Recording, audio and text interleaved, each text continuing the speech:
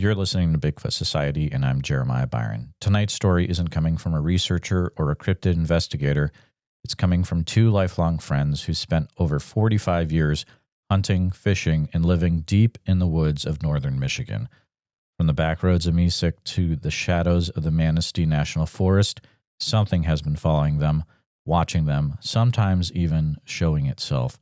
Tree knocks, rocks thrown with impossible accuracy, faces at cabin windows under a full moon, and a creature so massive, one witness ran barefoot through the forest to escape it, leaving his gear behind.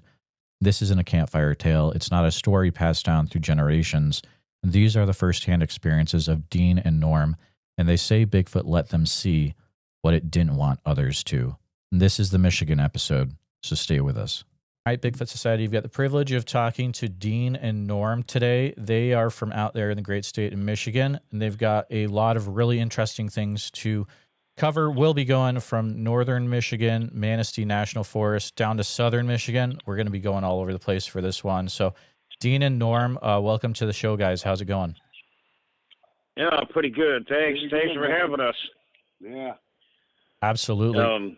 So, guys, I know that we've got a lot of ground to cover with this one, so I'm going to go ahead and feel free to start sharing from here. But if possible, we want to make sure that we're not talking over each other as well. So I'll let you go ahead and take it from here, guys.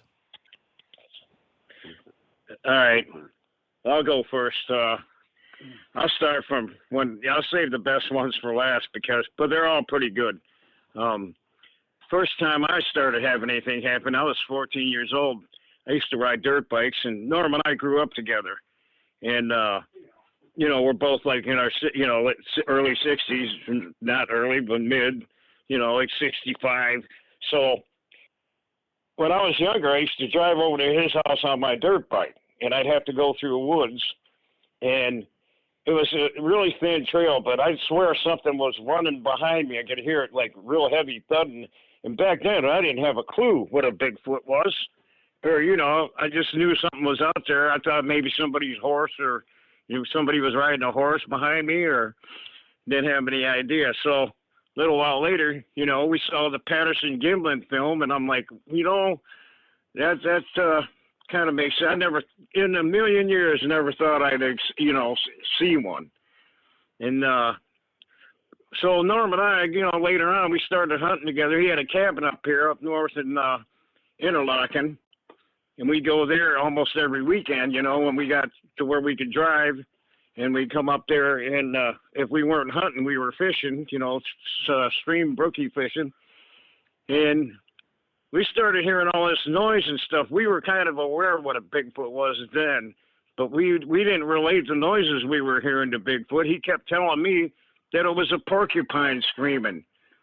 And we thought guys were out in the woods chopping wood. And I'm looking at Norm, and I told him, I goes, it's going to take that guy forever to chop that wood, because, you can only hear it hit once in a while, which was them banging on trees. And I have my own conclusions about that after dealing with, with Bigfoots for all those years.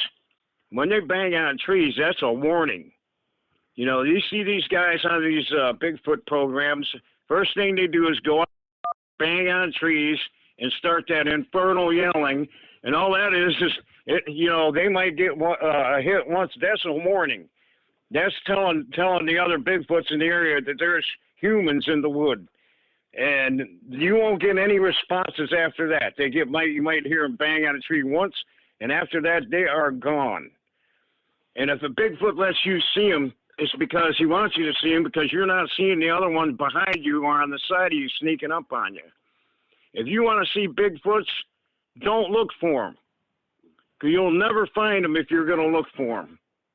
You sit there by a campfire. Almost every time we've had an experience is when we've been sitting quiet. Don't go in there making any noise. All that infernal yelling and banging on trees, you're not going to do anything but scare them out of there. And if you want to keep them away from your house, if you're having a problem, put up trail cameras.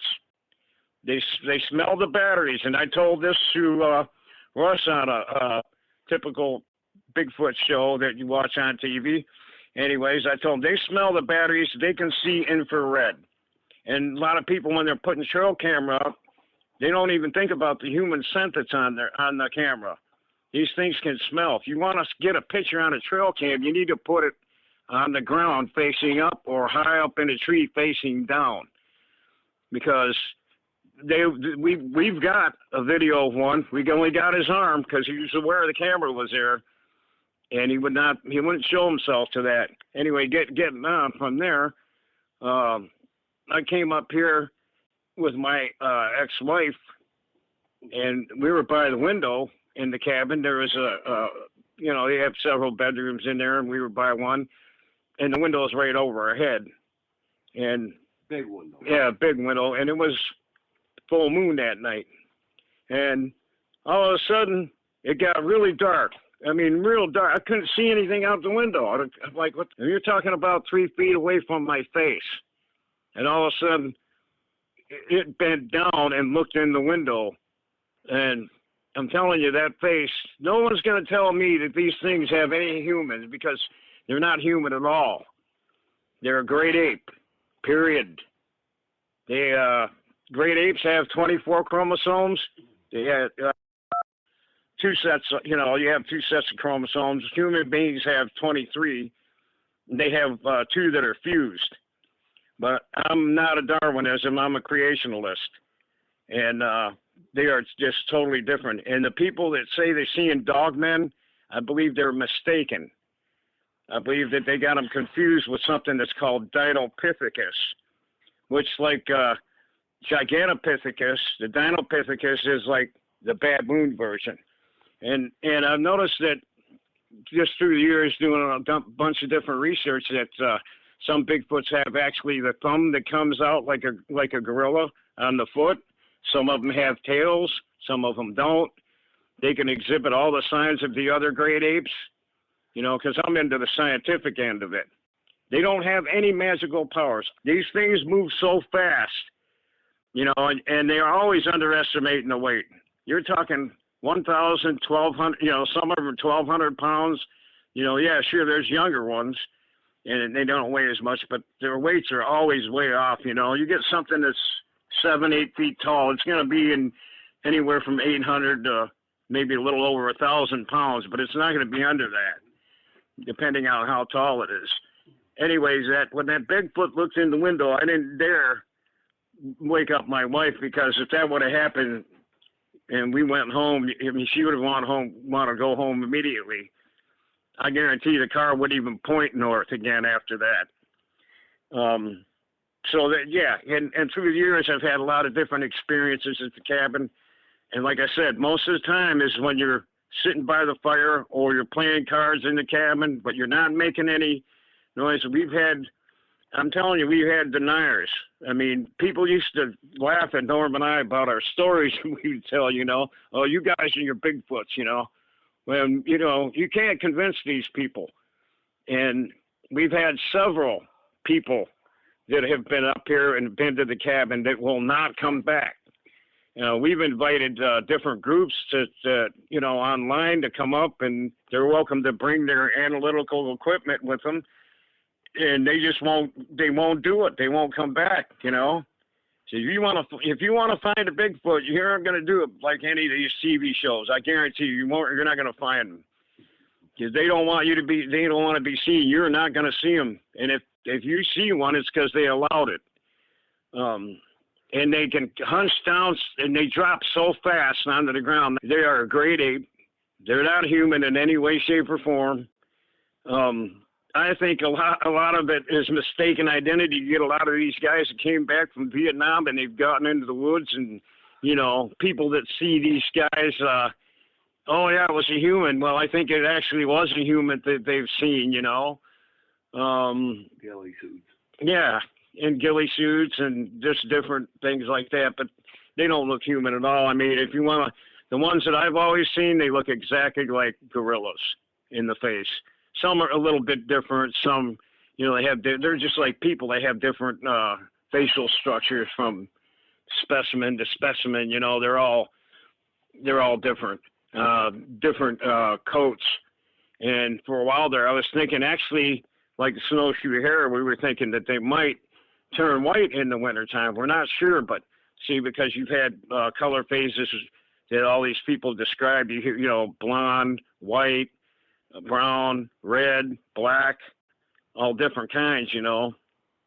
And a lot of the ones that come up the tracks, a lot of the ones that only have 3 toes, that's from inbreeding. You know, they don't have a large population when that happens, because that's a genetic defect caused by inbreeding.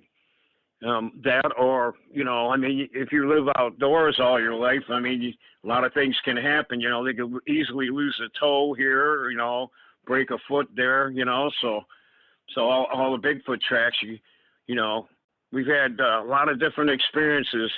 And going into Cabin Road one day, we saw one going across the creek, and it was so fast it looked like a black blur. And it's just amazing the speed these things can generate.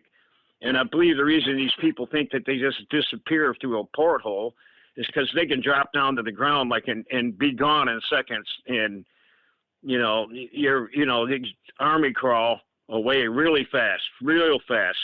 Most of the time, if you're in the woods and you do see one, you know, it'll be on the ground. It'll be lower to the ground. They don't stand up a lot when people are around them. They don't stand up. They're always hiding, and they get low, you know. Most people's mistake they're making is they're looking straight ahead or trying to look up. Another thing people don't do is they don't look up into the trees. These things climb like you wouldn't believe. And they go from tree to tree like quick, like lightning. It's amazing how something that weighs that much can move that fast through the trees.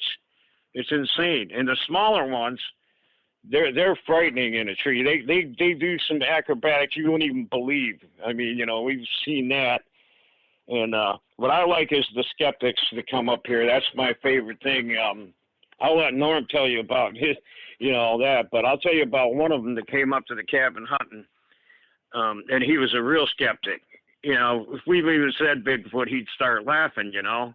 And the thing about it is the people that live up here, the natives, like we live really close to a town called Mesick, and you can tell the natives from the people that are downstaters because the people from downstate will laugh when you mention Bigfoot. Natives around here don't laugh. They got a name for one of them, and the city of Mesick, and there's a road called Marilla Road. They have a name for this Bigfoot because so many people have seen him. They call him the Marilla Gorilla. It's insane, you know. I mean, there's just so much proof. Like I said, with the Dinopithecus, there's a lot of Dinopithecus in the Manistee National Forest. But I also believe that the government, because there's a thing called a CRISPR machine, and it figures out genetic codes and everything way faster than we've ever been able to do before. And, yeah, I believe the government has actually done super soldier experiments, you know, to get a walking canine, you know. So I'm not crossing out the dog man thing, but I think a lot of it's a misidentification, you know, because you get an 8 foot tall baboon, you know, and it's got a long muzzle like that, and a lot of these people don't even know what a baboon looks like. So I think a lot of that's mistaken identity. And I've mentioned that online before, and the next time we get online, we see all these guys, you know, buying into that or using what we told them, just like Russ from Expedition X there. You know, I told him about the batteries and stuff, and then he said that, but did I get credit for it? No, of course not. You know? So we have hair samples. Oh, okay. And we've got, wow. We've got hair samples. We've got rocks that have been thrown that we kept. And the thing about it, those rocks that were thrown at Norm, he was out walking the dog, they weigh identical. They're the same exact size. 3.5 ounces. Exactly. I'll let Norm tell you about that. I'll tell you one more thing, and I'll hand it over to him, because we have so many incidents. It's crazy. So anyway, I'll tell you about the hunting incident where we had a company come up to hunt. And I won't tell you the man's name, but let's put it this way. He won't come back. He had one of those tents that go over the back of a truck bed. Well, the first time it messed with him, he heard it coming down the hill, and it stopped over him, and he could hear it breathing. Now, he had a 45, and he's still thinking it wasn't big enough. He was scared to death. Actually pissed himself. Yeah, he did. You know, he lost his bodily functions, man. He left the next morning. Yeah, he left the next morning, and he was convinced. Well, that wasn't he had another experience like the time before. He didn't know what it was. They're all out, you know, they're drinking beer outside. And it's about 2 or 3 in the morning, and he heard something run down the creek line, and it was breaking branches off. We went out there the next day, and they were broke off about 10 foot up, some of them higher, but all the way down the creek, they were just like in a line, you know. It's insane. But there's one of the guys that won't come back up here. He said it ran 2 seconds. Yeah, he said it was like 2 seconds. He couldn't believe it. And his cousin, a real good friend of mine that I grew up with, he came up here bow hunting, and he went out there and he heard all this. He heard banging on the trees, and he said it was the foulest smell that he'd ever smelled. And he heard it tree knocking, but he didn't get to see it, so it wasn't like he saw it. So he was convinced, and he's had incidents here on our property here where, yeah, he's got a camper trailer, and it's on the bed of his truck, and it's pretty big. Anyways, he kept hearing a scratching on the side of the trailer. He was thinking it was a dog or a squirrel or something, but there's no 12-foot dogs around here. So the next day we went out there, and there was a big handprint, and we had pictures of that. We got a lot of pictures. We got pictures of trees pushed upside down. We had out on this property, which looked like a grave, and it had 2 sticks and an X. And, you know, all these guys can't figure out what those X's are. I'll tell you exactly what they are. They are property markers. They're territory markers. You know, all these people, when they get on these Bigfoot shows, we sit here and laugh because they don't know anything of what they're talking about. They really don't. And they're supposed to be, you know, in parentheses, the experts, you know. So I'll let you talk to Norm here. I mean, we've got so much. It's so many things, you know. We've been interacting with these things for near 45 years, you know. It's insane. They're out there, you know. Like I said, I'm not a Darwin. I don't believe in the Darwinism. I do believe in creationalism, and these things are not human. Like I said, the chromosome. A lot of time when you see these people on the DNA, they tell you, it's got all the genetic markers as human. Well, of course it does, but it has also one extra set of chromosomes. Humans have 23 sets of chromosomes, which will give you 46. Apes have one more. It gives you 48 for them. You know, they have an extra set, but we have two chromosomes that are fused. It makes us human. So it's real close, very close. And, you know, and if you get the wrong reading in the lab, it could easily come up, you know, human, easily. But they always say there's that one extra thing in there. If you ever listen to these guys when they're giving you a DNA analysis, there's always that one extra thing that doesn't make them quite human. So I'll let Norm tell you about some of his experiences. Like I said, we have so many things that have happened to us over the years, you know. Knocking on windows. We've had them in this trailer where we live, knocked our porch light off. They hate lights. They don't like lights. They didn't knock it off.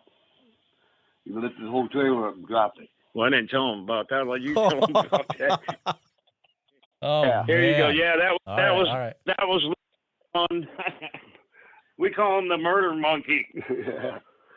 Well, anyway, where should I start? I wanted to tell you about my first incident I've ever, you know, had. I was hunting in Ludington. I had a girlfriend at the time. I had a big friend. He was like 6'4", and he had his girlfriend there. I'm not going to say his name. We're up there hunting, and we was going to be there, you know, for a week or so, whatever. Well, the first day out, I went out hunting and stuff, and I found this open field. but all these little poplar trees all the way around it, real little ones, because they cut it out, you know, and they started growing back. But there was a pretty good sized open field there. And well, anyway, by the cabin where we was at, it's not a cabin, it's like a house. I call it a house cabin, whatever. They had a pond right there too, so they had water around the area. And I'm like, okay, so I'm sitting out there. I've seen a big buck rub, and I'm sitting there, and all of a sudden I hear these deer snorting, and here they come running out of them. It's pretty thick in there. You can't hardly see anything. They come running across this open field, and I'm talking 25 to 50 deer all at one time. It was a herd of them. I'm thinking to myself, what in the heck is going on? Something's scaring these deer, you know. So I said, well, my hunting's done. So I get up and walk back to the cabin, and I told them about it. When the next morning we got up and we walked, you know, through these pine trees off to the left of it'd be the east side of the cabin. There's these pine trees, and you come to these poplar trees, but they're real bigger. They're bigger, you know, a little bit farther apart, but they're not real far apart. Still kind of thick in there, but they're 6 inches round, whatever. And there's this, you know, we walking through there, and then Marilyn goes, what the heck, look at that. And there was these 3 scratch marks on a poplar tree. And it's pretty good size, but them scratch marks, there were 3 indentations in there, and they were thick. They were round, you know, really bigger than a human finger. And then too big to be a bear, but they were 12 foot high. And I'm thinking, wow, that's weird. You know, I don't know what could have done that. This is what I said. I'll tell you what, I'm gonna look around here a little bit. I'm gonna hunt in this area tonight, and I'm gonna see, you know, what's going on. So they go back and stuff, and they went. Marilyn and Bob went hunting over around the side of the pond over there, and I went through them pines, and I found this where these poplar trees were. And there was like a path there. It was probably, I'd say 4 foot and almost 5 foot wide, opening all the way up, and I could see up a hill. And then there was 2 big red pines there, and I mean big ones. I mean, if I stood behind you, you ain't gonna see me at all, or anything else, as far as that goes. And they were about, you know, probably, I'd say about 10 foot apart. Well, anyway, I'm sitting there at the bottom of that, and I'm looking the other direction because the wind's hitting me in the face. Because, you know, you deer hunt, you got to have the wind hitting you in the face. And I'm sitting there, and I'm with a Browning bow, the Bushmaster. I got this bucket with a swivel seat on that bucket that swivels around and around. And I got my quiver on the ground with my arrows. I got an arrow in my bow. All of a sudden, I see this doe coming with a fawn. They're coming right up the hill by me. And they went by me, and I wasn't going to shoot a dog, look for a buck. And they come up to the right side of me, and they didn't even make it to, you know, where they could smell me because it was in front of me a little bit. All of a sudden, that doe snorted, and they both turned around and took off running. I said, wow, that's weird. And I'm sitting there listening, and I thought I could hear something coming up that hill behind me. And I mean, it's big, you know, I could tell. It was like crunch, crunch, crunch, and it's big steps. And it sounded like a, you know, bipedal person walking. And all of a sudden, I turned all the way around with my swivel. I'm looking up that hill at them pine trees, waiting for this thing to come over the hill. All of a sudden, I stepped from that one pine tree, 2 steps. It went from that pine to the next pine, and it was behind it. And I'm thinking to myself, you know, it was like 50 yards away from me. I'm thinking, is that Bob? You know, he's 6'2" or whatever. And I go, hey, Bob, quit, you know, messing around. You know, I'm hunting over here. This thing took 1 step back, turned, and started walking down the hill towards me. And the closer he got, the bigger he got. And then I was noticing I wasn't really paying that much. I didn't even look at his face. I was looking at his arms and how big and how tall it was and how wide it was. I'm like, well, heck, that, you know, but then it had its arms down, mind you. His arms are down to his side, but he's just grabbing them popple trees, with 6-inch popple trees with his wrist, snapping them off on both sides of that trail. I think he did like 10 of them, but I drew back my bow. I seen the hair on its arms, and I'm thinking, well, heck, that ain't Bob. And I'm thinking to myself, I drew back my bow and I said, man, I'm going to shoot you. And it just kept coming. And I'm like, I'm looking at it, and it's getting bigger and bigger, closer to God every step. I'm like, if I shoot this thing, I'm dead. You know, so I just turn around with my bow. I run. I just took off running. I left my quiver, everything there, except for my bow and that one arrow. And I'm running. I had these real big boots on. And they're pretty heavy, you know. I can run pretty fast. I was pretty fast, you know. And I'm booking through there, and I'm going through them pines to get back to the cabin. I was probably about, I'd say 200 yards. No, they ain't done a report. Well, anyway, I was moving so fast, a pine tree caught that, you know, in the corner of my bow, and it stopped me dead. I was moving so fast, my whole body went straight out. My boots went right off my feet. And I hit the ground. I looked back, and this thing's coming. I could see it coming and hear it coming. I could see it coming too. I jerked that bow out, and I got up, and I was barefooted. Well, I had my socks on, but I was running. I was gone. I come around the edge there by the pond, and here's Bob and Marilyn coming out of the woods, and I just yelled at them, "Get in the cabin now!" They said, "What's wrong?" I said, "Get in the cabin now," and I'm still running. And I got in the door, and it was crazy. I was like, I got in the cabin. I grabbed my 16-gauge pump. I loaded it with buckshot slug, you know, loaded it up. I took a big old recliner chair, and I set it right in the middle of the living room, and I sat right in that chair with that gun, and I'm pale white, and I'm shaking. They said, "What'd you see? What'd you see?" I said, "You won't believe me if I told you. You ain't gonna believe me if I told you." And I didn't talk to them for like a half hour, almost an hour.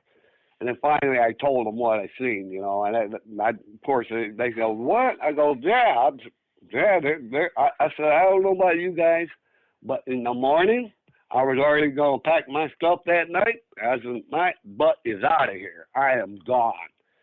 Because that scared me that bad. But anyway, on the way out, or on the next morning, I'm packing my stuff. I was first one up. I already had my stuff in the car. I said, "You guys going? You ready?" And then, "Oh, we got to wait. What about your stuff in the woods?" I said, "I'm not going back there." And they go, "Well, come on, man." He said, "We're with you. Let's go back and get your stuff." And I said, "I don't really want to." I was really scared. I said, "Okay, we'll do it," because, you know, my girlfriend and her, whatever, there were 4 of us anyway, which that thing could take us all out, no problem. And I'm thinking, okay. But I showed them, I didn't realize this, but when I showed them where them popple trees were snapped off, which his arms were up in the air, they were down low and they were snapping them. They were snapped off at 6 feet high. Bob was 2 inches higher than all them trees. It was all even, all the way across on both sides of that little trail. He goes, "Yeah, let's get out of here. This ain't good." You know, and they're fresh, you know, popple trees. We got leaves on them and everything. And I says, "Okay." So we leave, and then when we get to, there was a, what do you call it, a restaurant bar. We want to stop in to get breakfast. And we walked in there, just at the, you know, the bar bench thing there. And I asked the guy, you know, how they say it loud or nothing. I say, "Hey, man, anybody ever see a Bigfoot or anything around?" And he just put his finger up and says, "What, you trying to scare my business off?" I goes, "No." I says, "I'm just asking." I said, you know, low enough, nobody can hear me. He goes, "Yeah, they have." I said, "Well, that was enough for me," so I left. That was just the first incident I had, and that was in Ludington. You're talking about all the locals. That's Want to clam up right away. Oh, well, yeah. Well, he didn't want to scare off his customers, you know. Sorry, So, Norm, real quick, was that at the same cabin that Dean was talking about? This is a different Oh, place. no. This was in Ludington. My cabin's in Interlochen, or Traverse City, I should say. Okay. My cabin. No, that's just one incident. Now, I mean, that's just one. I could tell you until I'm blue in the face. I'm serious. I am serious, and ever since then, I knew they were real. I didn't even know they were. You know, I've heard of them before, but I didn't really believe in them. Me telling you about them. Well, I mean, I still haven't seen. I've seen is believing. Is all I'm saying. Okay, Vince. Well, Vince found that out, didn't he? Yeah, he had to say that too. Yeah, I know. Well, So, okay. Well, Norm, that was the person. Norm, what you saw, was it similar to what Dean saw then? Yeah, I can't really say that because I didn't really pay attention to its face. Sure. But all I knew, this thing was over 10 foot. It was probably 10 foot high, or man, it might have been higher because the closer he got, the bigger he got. I mean, he was big. You know, that's all I can tell you. He was. I'm talking 1,000-pound animal here, whatever it was. And then he had hands so big he could wrap them right around them trees, and his fingers touch together, and he'd just snap them right off. I mean, what can do that? That's crazy. Yeah. It was crazy. That's a scary thought, man. They're so strong. It's like, tell them about the trailer, man. Real quick, Norm, what year was that again? That was 1998. Okay, thank you. Yeah, go ahead.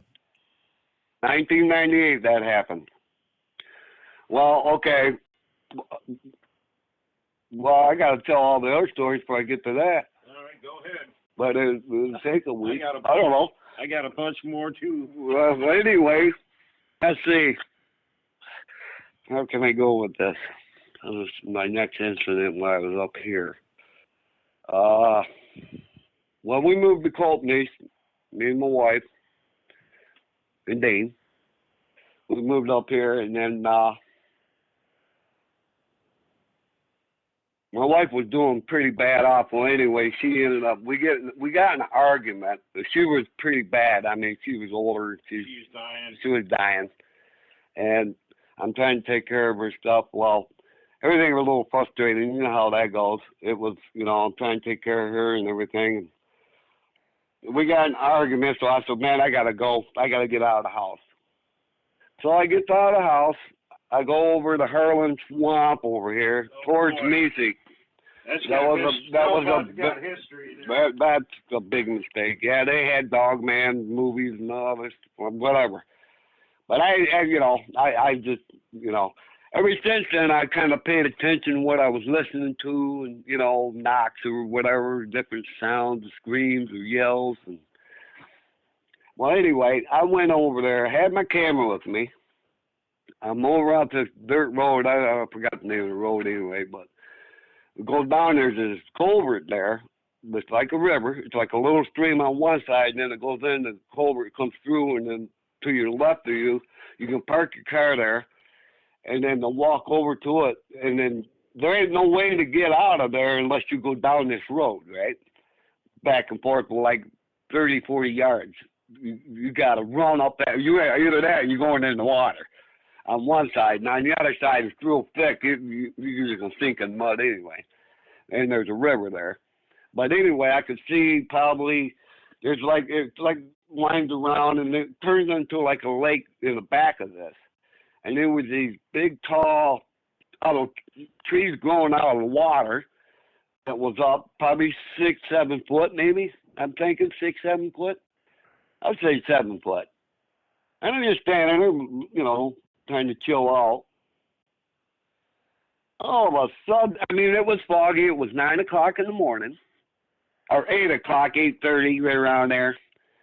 And it's foggy, and the fog's lifting and stuff, and I could see them trees a little bit, you know, and then off on the hair, kaploosh, kaploosh, kaploosh, 4 times. And this thing went from, and it's in that water, which is probably over my head. I can't believe how big this thing was. And I could see the top of its shoulders. in his head. That's it. And he was grabbing them bushes like trees, and he was just pushing them to the side. You could see him just mowing them. I mean, he just mowing through there, just walking actually. And I tried to get a picture of this. I take a picture, which it was foggy out, and my picture, I didn't even get him on picture. I was like, what the heck? That don't even make sense, you know? I got him in the camera, but yeah, they didn't show up. I was like, man, this don't even make sense. Well, anyway, them 4 steps, it got silent. I mean, real quiet. And I'm standing there, can't believe what's going on. There's this red pine trees that are over there. And I mean, they're so big. I'm not exact. They're red pines, just like the red big pines. You could drive a car through the trunks of these things. They're huge. I mean, massive, 120 feet, 150 feet high, green tree. This thing starts whipping back and forth. A little at one time, goes back. The whole tree. The whole tree. And then it was the third time he did that, it snapped off and he put it in the water. And I'm thinking, holy crap, it's time to leave. You tell them when we were over there? Not yet. I haven't got there yet. Well, anyway, I had left. I got the heck out of there. It scared me. I mean, what can do that? I mean, this tree, I don't know how much weight or how he even did that, but he snapped that tree off and it hit the water over there, and you could see where it went in the water, and it's almost, this tree's so long it's halfway across that pond, you know. And I'm thinking, holy crap. Okay, so I go get in the car, I come home, I get Dean. I said, Dean, you ain't gonna believe what I just seen. I said, no, you're probably right. Well, I grabbed him. We go back over there. I want to see where this tree fell. I want to walk right up to it. I want to see exactly. Oh, I already knew how big it was. I just want to see where it snapped off at, you know, or he just, well, he had to snap it because it made a big crack sound.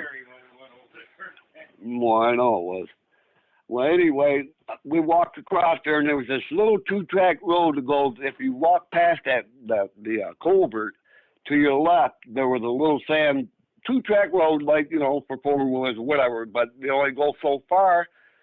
I've been down there before and haven't seen nothing or anything, but it comes to a dead end, bunch of these little pine trees. You can't go any farther. I'm thinking, okay, well, whatever, but we was walking around that corner, and I looked at the ferns. I'm saying, look at this. And all the ferns are pushed down. It's this big, wide path. We followed that. We started following that, right? I was like, we come to this ditch line that goes into that pond to the left. And we're standing, I'm looking, man, that's pretty, you know, it's pretty good sized ditch. You had to go down and come back up the other side, but it wasn't just a little bit of water going at the bottom. It wasn't real deep or nothing. And I'm standing there, we're looking around. All of a sudden we hear, just like that. It was just like, Dean looked at me, did you hear that? Did you hear that bear? I go, I just put my finger up, you know, like this, like, quiet. I was like, okay. I heard it, but it was real faint. It was low, but it was like real deep. I was like, okay. And we're standing there. We thought it was a bear. And now all of a sudden it went, just like that. It was so loud. It was like, I looked at Dean, I said, that's not a bear. And I took off running, man. I was gone. He's yelling at me, slow down. You ain't catching me. You can catch you. You ain't catching me. I was gone. We come to the corner down there where we turned to go on that little 2-track. And we're standing there huffing and puffing because it was just quite a ways. We probably went 100 yards or so. And they're huffing and puffing. All of a sudden, we're standing there, what the? He says, you believe me now, you know? And Dean goes, yeah, well, what the heck, you know? And then all of a sudden, right in the corner up in the woods, it wasn't very far from us, whatever. It was a baby one. That's the only thing I can think of. Yeah. And it was like, it was chatter. It was like, it was crazy kind of sound, you know. It was like, I call it samurai chatter, whatever. That's what they call it. Well, I'm just saying that's what it sounded like. And that first thing you said, what was that? I said, what do you think that is? And I took off running to the car. And that was just that. That was one of our incidents right there, man. That's like, and I'll never forget it. I mean, I was scared. That scared me. Well, I ain't gonna say that was the scariest part because I got a bunch of them, man. That's like that. You guys gonna be here all day. You know. Well, anyway, that was one of them. But what people don't understand, these things, these Bigfoot, I call them the big apes because I've seen them pretty good, you know. But these things, they can smell you, and they can follow you home no matter how far you're away from them, whatever. They can follow you home. Yeah, that's where I made the mistake. Tell him about the Harlan when he followed me in that night.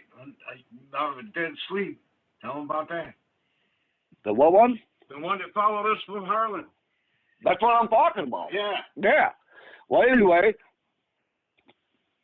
it was probably 2 days, 3 days later, after that happened. No, that's right. It was quite a while after that. No, it was 3 days. Well, yeah, 3 days after that. Yeah. Well, I'm talking about with the guitars and stuff. Oh, that was a lot later. That was a lot later. This is after Ben passed away. But anyway, man, I can't understand how they can do that. They just know who you are, what you're doing. They watch you constantly. Monkey see, monkey see, monkey do. Tell about the flashlights. Well, yeah. It's crazy. And I think, like he's saying, with flashlights, people seeing lights in the woods with the Bigfoots or whatever, ones I see on, TV, whatever. I really think they steal them flashlights from people and use them in the woods for themselves. I really do. I was like, yeah, okay. So that's what my opinion is. But anyway, after the wife passed away, I made the mistake again, going over to Harlan Swamp. And I just standing around, walking around, and then this and that, and I got my cameras and stuff. And I made the mistake of putting apples out over there. I put them up high. I took a ladder with me. I put them real up high and stuff. 2 days later, I went back up over there, and they were gone. I was like, well, I'm thinking maybe squirrels, whatever. But there, it was just like, okay, I didn't really think I didn't see no footprints or nothing. And then I comes home, and we're sitting there, was it like 2 in the morning? I think it was. Pretty late. 2 in the morning. I didn't feel a trailer go up in the air or nothing, but it came down and then whoa! I mean, it hit so hard. The guitars, they hit the wall 3 to 4 times. They just bouncing because we got them hangers on there and they're bouncing. Well, yeah, and I yelled at Dean, what the heck you doing in there? I thought he dropped something real heavy or something, And he come running out, what the heck you doing? I said, I didn't do it. He goes, I says, oh no. And that's the first thing I thought about, is that it might have followed me home. Tell them about how the guitars are laid up there. Huh? Tell them how we got it laid up. It's in the hallway. Yeah, it's in the hallway. And my light's right in between the other 2 guitars. So, but they just smacking on the wall back and forth. I mean, it takes a lot of pressure to do that.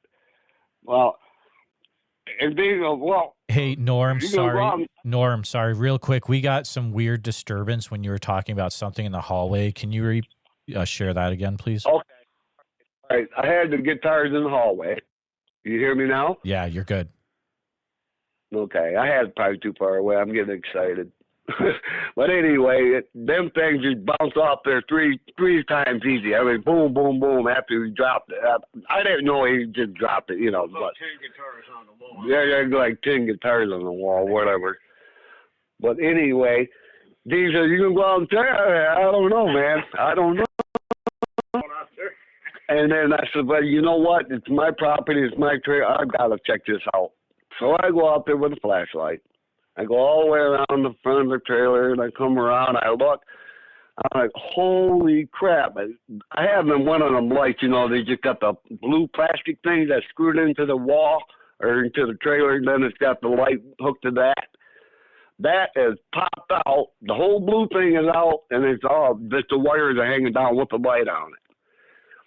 Which the light didn't work no more either after that. But anyway, I looked down by the porch, and there's a porch right there. There's a door right there, too.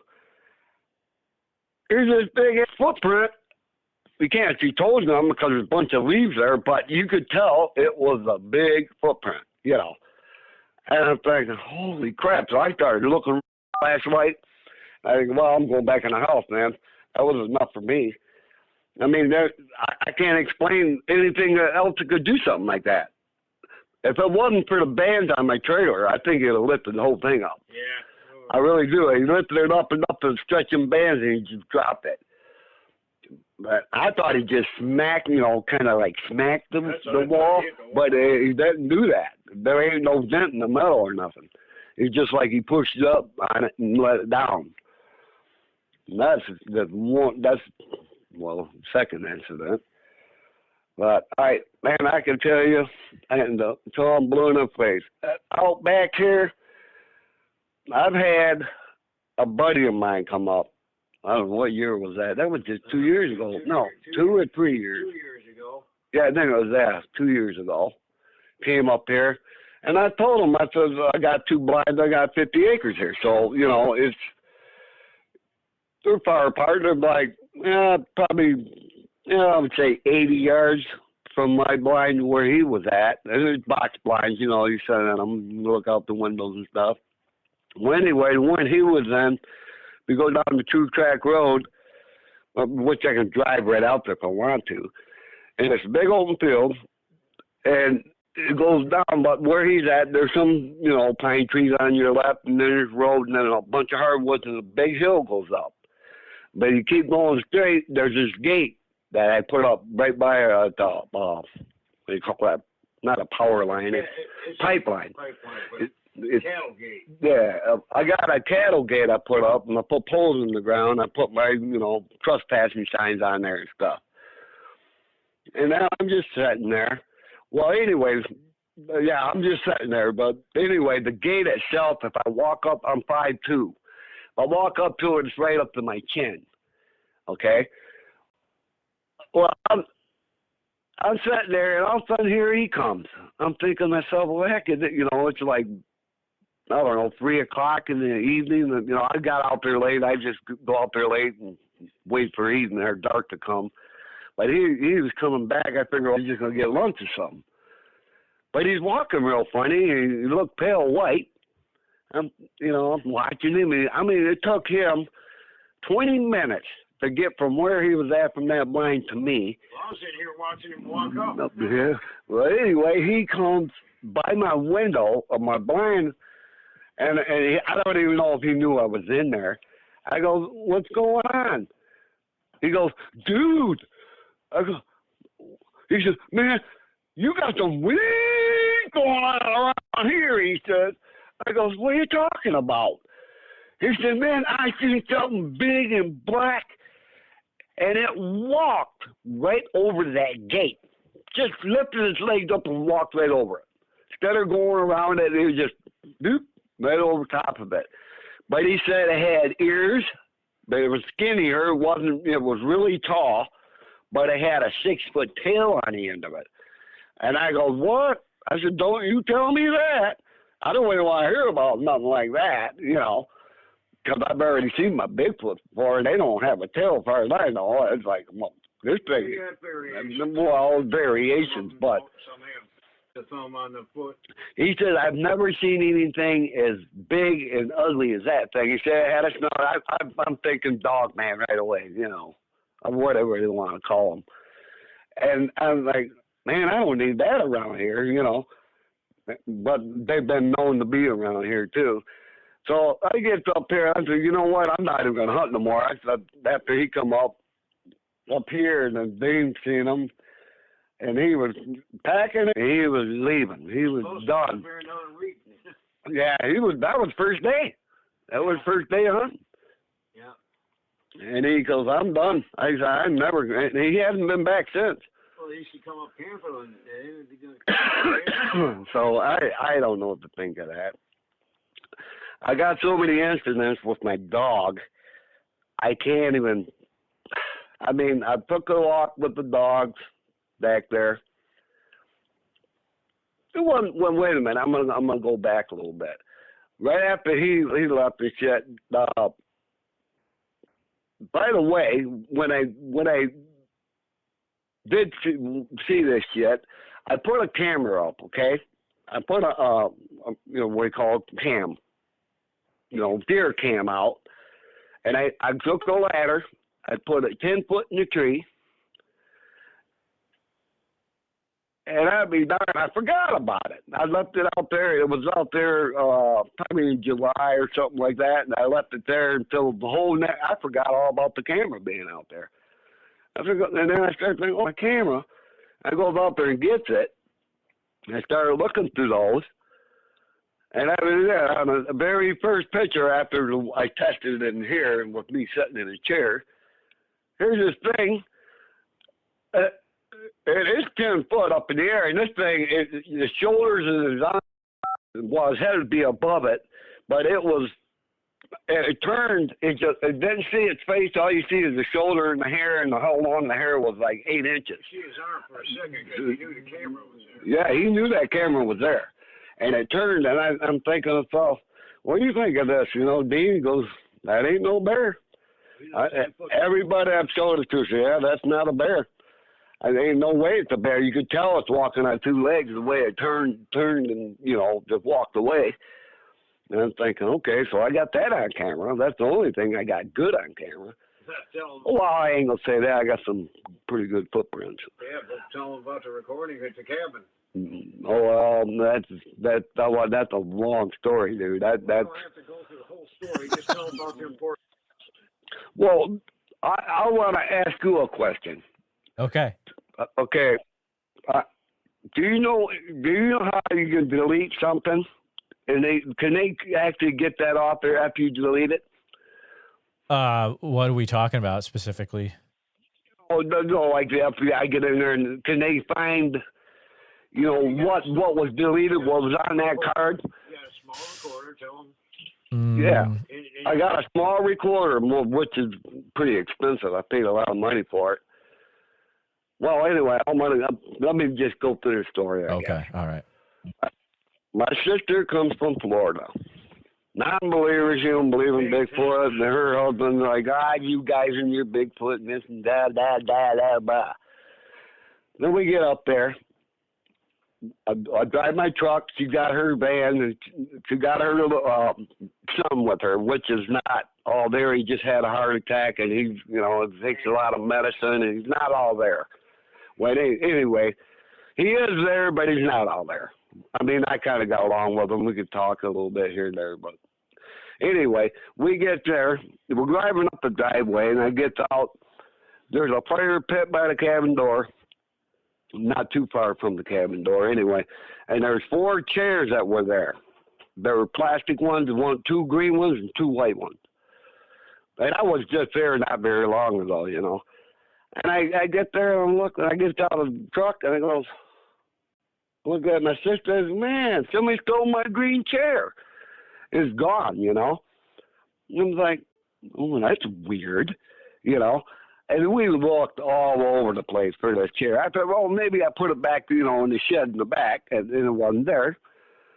Yeah, you know, no big deal. Well, anyway, I had this recorder, and I said, you know what, I'm going to put this out. And I grabbed a can, what do you call them, coffee can, a big Maxwell House can, and I put that inside there for when it wouldn't get wet, and I put it down by the creek. The creek's by what, 100 yards away from the cabin? No, not even that. It's like 50 yards. 56. Yeah, that's right, because 100 yards away down there. All right, yeah, it's about 50 yards from the cabin. Well, I put that out. This was 2022. This happened. Now, You tell them what skeptics they were? What do you mean? How bad they didn't believe in. Well, yeah, I told them they're non-believers all the way. Well, anyway, I guess this puts it out there that night. I talked into it, and I said, well, okay, I'm at the cabin, the date and everything, what time it was, which I put it out at 9 o'clock, and it's still a little bit daylight, but it was getting dark. And I put it in that can right by the creek, and we got this little pipe that comes out. We dump the buckets down in there to get water. Yeah, a culvert-like thing, a little pipe. And I have a little ramp I put up there that I can just put my knees down on it and get the water. Well, anyway, I put it out there that night, and I get up next morning and grabs it up. And I didn't turn it on or nothing after that. We started talking and stuff, and and I was talking about I'm always looking for signs of Bigfoot, twisted trees and all that stuff, which I found out there, quite a few of those.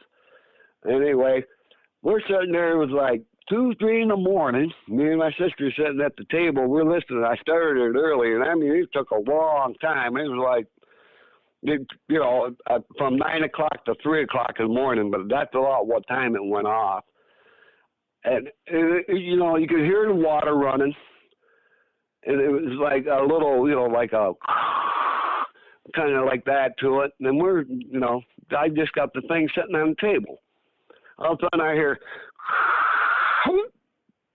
nothing. I thought the batteries went dead. I picks it up. All of a sudden I hear, and it comes back. And this thing let loose. It's on top of this, and it yelled. It didn't really yell. I would say it was like, and it went crazy. It was so loud, it hurt your ears off of this recorder. That's how close he was. He put his hand right over that. And what I got out of that was he was telling his wife and the 2 kids that were there, because there were 2 little ones there chattering away with her. He yelled at them, and then she started yelling back at him, and it was insane. My sister, we both went back in our chairs, almost fell all backwards right out of our chairs. And he goes, "They are real. They are real." I said, "I told you." I said, "I'm quiet. I want to hear what they're, trying to say." You could almost tell what they were saying, but you couldn't, And it's crystal clear. This is the best evidence I've ever had in the world ever. You couldn't get nothing better than this. It was really good, really good. And her husband was supposed to pick him up, after this, I said, this is what happened. Before the next day, I went for a walk down the pipeline, and this is at the cabin too. And I set that thing on the table anyway. I left it on the table. Well, anyway, Jeff got a hold of it, and he deleted that. I want to know if that still stays in there or not. I'm really. Mini recorder. Yeah. It's a mini recorder. It's a good one too. It'll pick up to like quarter mile or whatever it is, real clear. You can hear it. Yeah, you can hear anything, walking or snapping twigs or growling, or it's a good one. But this thing scared me or whatever. I know what it was. I know exactly what it was. So that's that's when it gets tricky. If you've erased something like that, like you could always try tracking down data recovery businesses, but usually, that kind of thing is going to cost some serious money to try to get stuff back. And that's just my guess. Well, how much serious money? Because it's worth it to me. Yeah. This is beyond cool, man. This is, they've been wanting, everybody said, "Well, I'd like to hear them talking and all this." They're smart. Yeah, they're smart. But this was really good. It was so good. It just, it'd blow your mind if you heard it. I ain't kidding you. It would really blow your mind. Is it one of those recorders that have the like small SD card chip that you put into it? Yeah. Okay. Yes. All right. Well, do you guys watch this show on YouTube? Yeah. Okay. Yep. So I would wonder if other listeners that know more specifics about this, maybe they can put something in the comments about how they could probably look into doing data recovery on an SD card from an audio recorder, and maybe different places but to check out. I got to tell her, trust these people. That's what I'm saying. You know, it's hard because a lot of times government, I'm going to try to go to government, but they're just going to cover it up, and now they want nothing on there. Right. Yeah. Oh, it wasn't no bear. I guarantee you that. That's what the government. It's a bear. My buddy is a park ranger. They tell him. But yeah, I hear what you're saying there. But I really, man, if I could find somebody that could do that, this thing's. I ain't, trying to gain money out of it. No, I just want to have it, man. It was just, that was the best evidence I've ever even seen ever. I mean, this is beyond cool, man. Because after we picked her husband up, okay, we gets back there, and oh, you guys and they're that's his wife talking to his man, dude, they're here. Trust me, they're here, man. And then we couldn't prove it to him because he deleted that. And I was like, man, I had it. I had some good evidence, real good. And then like, man. Well, anyway, he didn't believe me. I said, well, I tell you what, Bob, let's go down there to the creek and look around, see if we see any footprints. Because I went down there, right? But okay, well, anyway, let me finish the story after they were talking. They were talking. He yelled at the kids. She yelled at him. And she was a little bit more higher pitched, voice. When him was real low, deep. I mean, it was deep. It was so deep and big lips, you could tell he had a big mouth on him. And the little ones are going, and they go, just like monkeys would. It was weird. It was so cool, man. And then all of a sudden it got silent. I didn't hear nothing. I could hear the creek running. Next thing you hear that, I think it was the big male, took his hand underneath that pipe, filled it up full of water, and went sucking that up. I mean, this was really good stuff, man. And then all of a sudden you hear, walking down the creek, cool blues, cool blues, cool blues. It was like 5 steps, and the farther he got away, the lesser you could hear it. And all of a sudden you didn't hear nothing.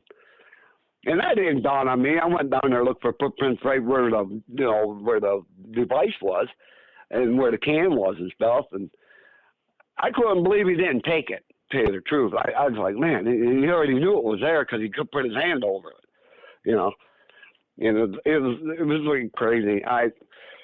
But anyway, I looked for footprints. Well, I had to go get Bob, and we went and pick Bob up there. He said, okay, let's go down there and look. And he went on one side of the creek, and we went. I said, oh, yeah, they walked down the creek, right in the water, right in the creek.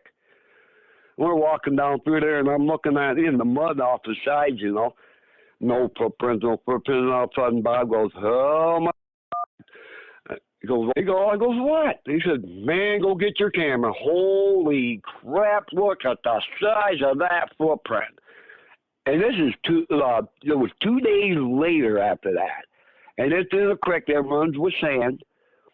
And that footprint was in that all the way up. You could see where he walked all the way up, and then he stepped off the side and took off. And there was a baby one there, too, a little one of the baby footprints. I was like, oh, man, cool. But he was a believer then. It was like, really? He couldn't believe it because this thing was like 21 inches by 10 inches wide, with toes and everything. You see it, and it's in the water. Can you believe that was still there? I couldn't believe it was still there because usually the sand cover it up, About the picture Marcus got of the little baby one.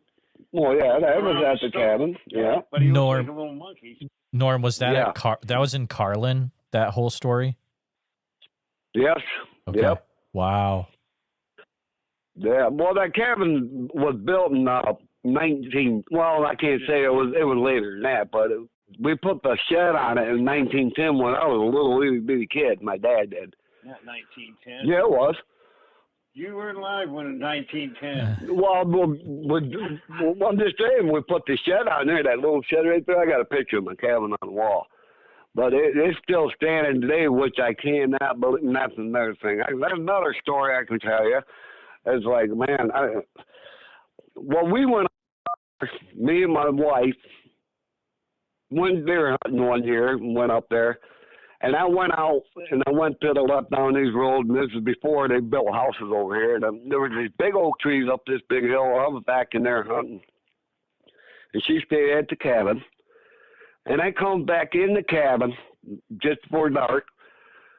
I looked and all coats, because we had these nails, nails they hang your coat on and stuff, like a little, closet, whatever. But it wasn't. It's just a pole there with the, nails that you can hang your clothes on. All them coats are on the floor. All the pictures on the wall were on the floor. I go in the back room of it, and there we had one of them old, what do you call it, cast iron tubs. That was up on a wall on nails, and that was on the floor. All the pictures were on the floor. This cable was on the floor. I'm looking around, Bev, where you at? And there's no Bev. I'm thinking, somebody come in and got her, And he had this little red Ford truck, four-wheel drive, Ranger. And I go up telling Bev, I'm yelling Bev, because she didn't answer me in there. And I was freaking out. I was like, something got her. And all of a sudden, you hear the window go down her truck. I'm over here. Real quiet. I goes, what's going on, man? She said, dude, let's get out of here. There's something big out here. It was funny to me. I'm like, what do you mean? She said, yeah, man, there's something right there, where the shed was. It hit that, or right in between the shed and where the cabin part started. Boom.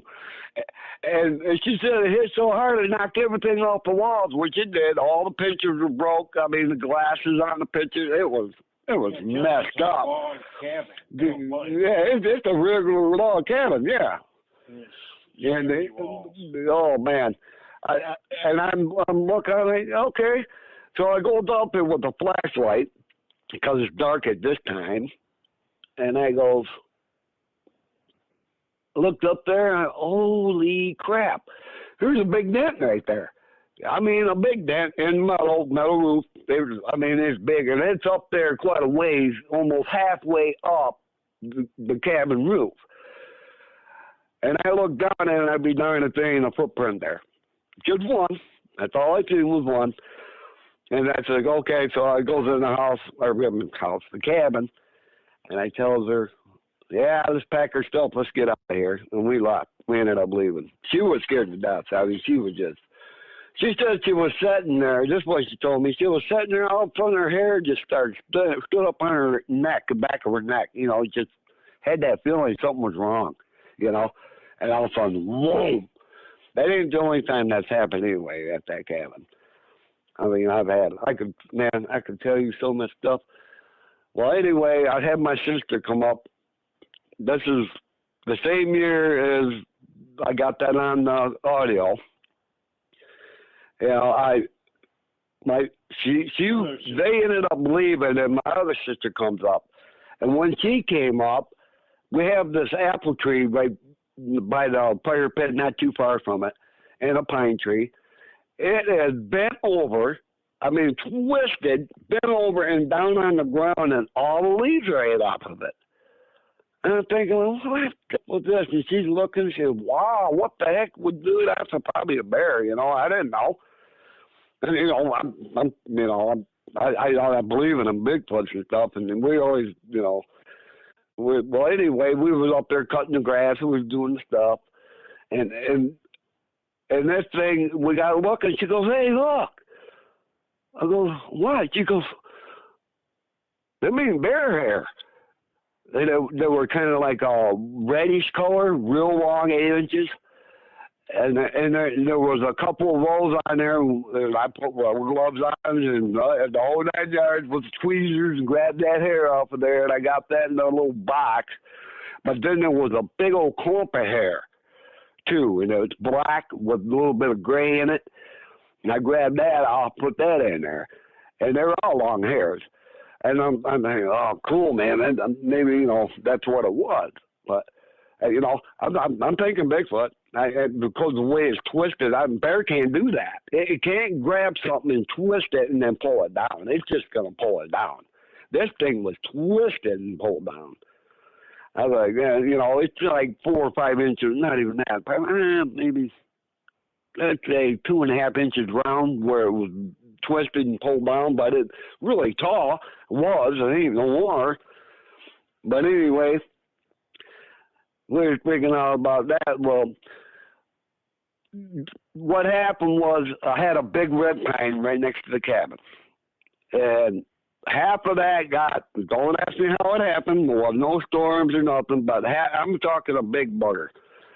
Wasn't rotten either. It was not rotten. They've been there for years. And half of it went up straight and then it split. Well, the split part that went towards the roof of the cabin was on the cabin. I cannot believe it did not crush it. I mean, completely to the floor. I mean, this thing is heavy. It's huge. You take 2 people to get your arms around this thing. You know, it was massive. And I got that off of there, and I had that all laying on the ground and stuff all cut up, which was a heck of a job. Then I was thinking to myself, well, what would have done that? You know, I'm thinking maybe an electric, you know, what you call lightning. But then I'm thinking, no, because we didn't have no storms. We didn't have no storms. No wind, no storms. Well, anyway, that's laying there, and my sister says, I'll get a picture of me on that log that's laying there. She sits down, and I take the picture of her. Well, she got one of these smartphones, right? It's really good camera on this thing. Super. I mean, you could zoom in up to a quarter mile away. It's like, but I was right by the fire pit. I took her picture. She goes, let me see. I want to make sure it's okay. You know, maybe she wants to look good or whatever. And I go, yeah, okay. And I give it to her. And she goes, oh, my. I goes, what? You don't look good? She says, that ain't it. Did you see what's on here? I said, no, I didn't look at it. And she goes, you ain't going to believe what's in the background. I goes, what? Here's this little baby Bigfoot peeking around the corner of this oak tree, and he's peeking around looking right at us. And you can tell what it is. You can see part of its arm. You can see its face. I mean, its face clear as day. Clear as day. I mean, it's a good one. It's not a blob squatch. No, it's not a blob squatch. It was crystal clear. Well, anyway, we took that. She took that picture. We took that up to one of them places that you can have it blowed up or put into a CD. And we wanted to see it on TV before you can put, you know. She had one of them CD TVs, you just put it in there and turn it on, you can see it. And then first thing that lady said when she comes back, oh, a baby Sasquatch. And she don't know us from Adam. We didn't say nothing about it. Yeah, she just knew. I said, how the heck you know? Oh, I've been to Washington State. I know all about these things. Just like that. So I was like, okay. Cool. Tell them what? You want to tell them something? Hold on. Do you guys still have that photo? She does, yes. Yeah, she's got it. Oh, She's got wow. it, yes. Oh, my goodness. Oh, yeah. I got that one with the hair with the shoulders on it. I got all that. See, it's hard. Here, let me see. Yeah. It's hard to believe all this stuff, but this has happened throughout the year. I mean, we've got so many things, and you hear a lot of stuff on these Bigfoot things, and a lot of it sounds real. See, I'm more of the science, you know. You're not going to tell me there's no portals. I'm not going to believe that. I'm not going to believe in the cloaking. The only reason I say that is because you see how fast these things move. You could walk right past one. You wouldn't even know he's there. For as big as those things are, you wouldn't even know they're there. And, you know, we're woodsmen. I know what a bear is. I know all my animals, you know. I've been out in the woods for years. I know what a bear is. I know what an elk is. I know a deer. So, you know, these people always blame that bear. That bear gets blamed for so much. I got a buddy who's a park ranger, And the first thing they told him, and no matter what happens, it's a bear. They told him to say that. And if it's not a bear, you know, you don't tell him it's a bear, you're going to get a visit from Uncle Sam. And they told him, you know, he's sworn to, they got signed a non-disclosure agreement about that. Yeah. I don't know what the rules are. This is a long time ago when this happened, when he told me this. Cougars up here. Yeah, like, yeah, we got cougars up here too, and the DNR said they don't exist, but yeah. Yeah, right. Yeah, we got them on camera. Yeah, got those on camera. See, a lot of stuff, we actually have proof for all this. We have physical evidence of a lot of this stuff. One of the best footprints, and he didn't tell you about that, Harlan Swamp. Oh, was, yeah, that's the boy.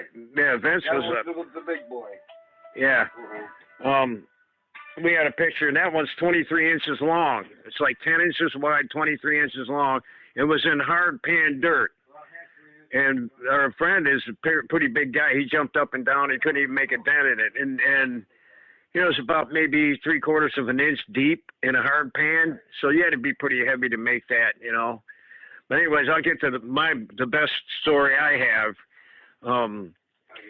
We were up here, and Vince was up here, our non-believing buddy. This is a crazy story. This is really good.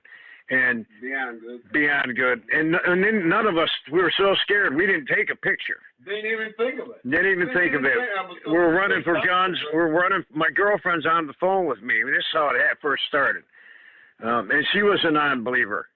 And I'm sitting, now my room is at the end of the trailer. I've got a room there, and Norm's got his bedrooms in the other end of the trailer.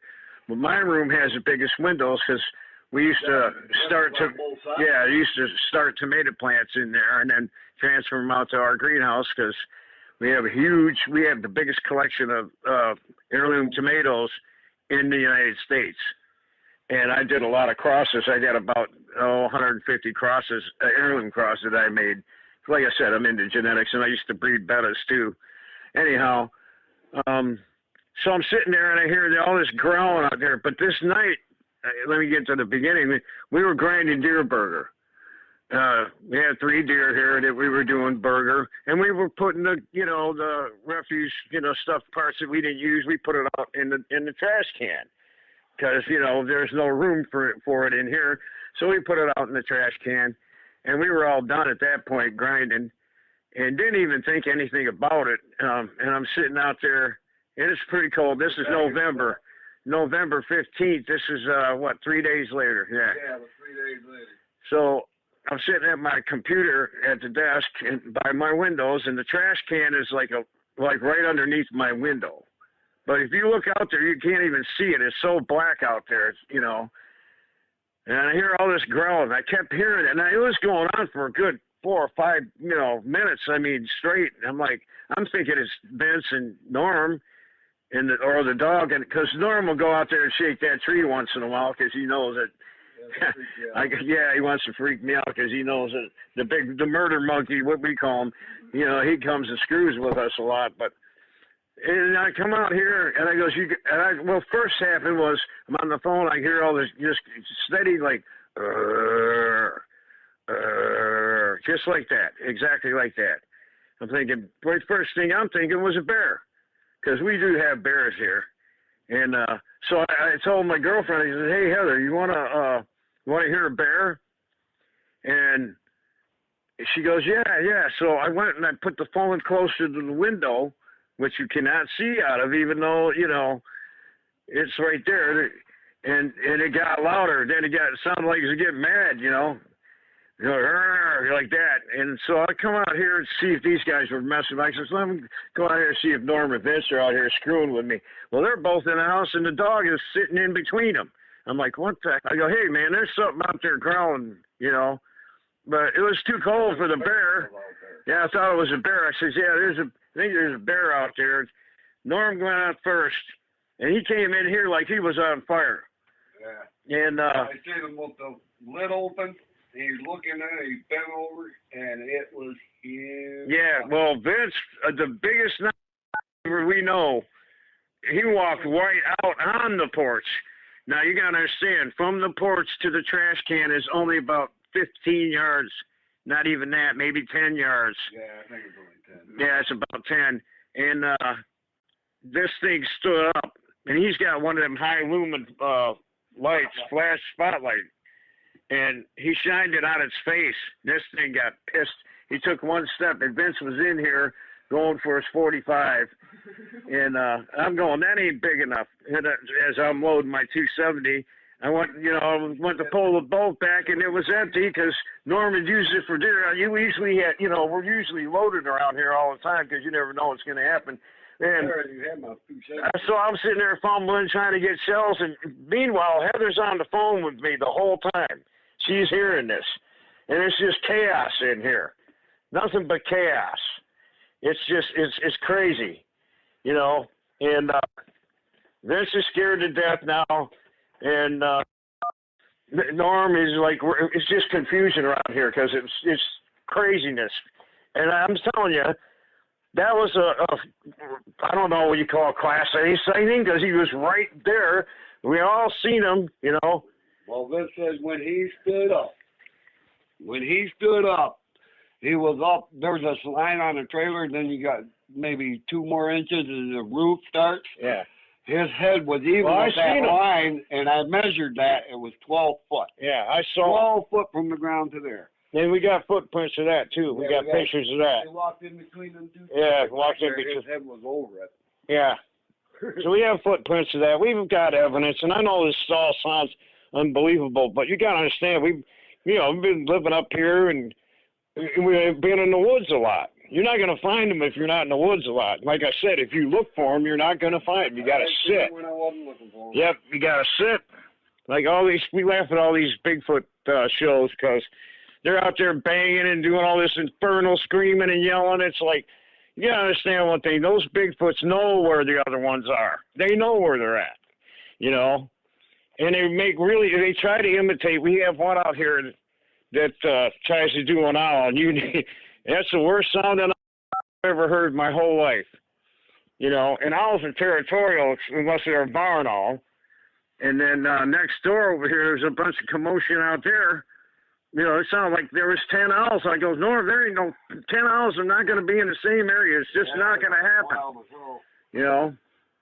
But anyway, get back to the story. Vince, our buddy, I says, well, that very first day, the day he was here, we was talking about Bigfoot, and I goes, well, he found a footprint out in the Harland Swamp like a month before or 2 months before. I goes, well, something made that footprint, Yeah, these people, keep saying, oh, there's no such, well, something made the footprint. It's the alleged mine. There's no alleged about it. We saw what we saw, and there's no alleged about it. It was a Bigfoot, not a bear. It kills me when these people, You know how big that footprint was? That's 23 inches by 10. By 10. Yeah. And we were going to cast it. Norm was going to cast it. It rained that night, man. God, that would have been the best. It was a perfect. Go back and cast it, but it rained, but I wasn't sticking around. That was the one that was in the hard pan. And you could see the toes. I mean, it was the best definition. I mean, it was perfect. But that, what killed me was we only saw one. And that's what I don't understand about a lot of these footprints. There's only one, It's like, where are the other ones, Right. And like I said, they disappear quick, like really, really fast. They're just super fast. So I can understand why people think that they might have, this magical portal where they, no. They're just so quick. They duck down so fast, too. And we caught them ducking down. It's like, there they are, there they're not, And people say, well, there got to be humans. They talk. I go, yeah. Well, parrots talk, cockatoos talk, minor birds talk, crows talk. That's a story there, too. But, yeah. Guys, you have been having some crazy, wild encounters. And I didn't know this was happening in this area of Michigan. Like, this is intense. Just blows me right away. I got a few questions for you, if that's all right for a little bit. I got answers. All right, cool. So I am a little bit familiar with this area. Have you ever heard of any activity happening by the Lake Ann area? Yep. Oh yeah. Oh, yeah. Yeah. Yep. And Houghton Pile Dam, lots over there. I mean, Oh my God. they've had a lot. And Dead Man's Creek, you ever hear that's on the Bigfoot report actually, and that's right down the road. Swamp. Yeah. A quarter mile. We could throw a rock and hit Harlan Swamp from right here. Yeah, And that time he went over there, the first time we went over there, me and him together, that thing followed us. And I know it did. Oh yeah. Because we drive down there, but it's only about maybe a quarter mile down the road. Yep. On the left-hand side. And that night, I slept. My window was wide open, and I was in a dead sleep, and I smelled this foul. I mean, it was bad. I mean, you can't describe the smell of these things. These cabins that you've been having all these things happen at, are they still in your possession, or have they been sold off? Yeah, you're welcome here if you want to. Like I said, if you want to see a Bigfoot, we'll go and make a fire, sit out there, and just listen. Or, you get out there, they come around when you're not looking for them, You're not going to find them going out there banging on trees and doing infernal yelling. You'll never see one, ever. I just, I don't believe that. Every time we've ever had an encounter, we haven't been looking for them. We've been sitting or hunting. You're sitting in the blind or you're sitting out, out still hunting or anything. You won't see them if you're walking around. But you're sitting, you will, No, I agree. That's how it happens. Is you're just hanging out, and that's when the stuff happens. Right. And they're curious. They like music. Like when Mike had his experience, my buddy's named Mike, the one that had the camper out there. And every time that we've ever had something happen out there, we've been playing our guitars because we're both guitar players. And we go out there and we play. But he was in his camper trailer by himself playing guitars and kept hearing the scratching on the side of the camper. Well, he's sitting there. Well, I didn't know if it was Jake. I go, Jake isn't 12 foot tall. And he kept hearing it. And the one time it scared him so bad because he kept a shotgun. He's got a brush shotgun that's kind of shorter than the 28-inch barrel, shorter than that. But he ran out there with the gun, but he didn't go around the side of the trailer. He really didn't want to see. He wanted to be gone, but he didn't want to see it, Like me, I don't think I ever see it again, ever. I don't want to see it. I just don't, I mean, you got for years you've been programmed, there's no such thing.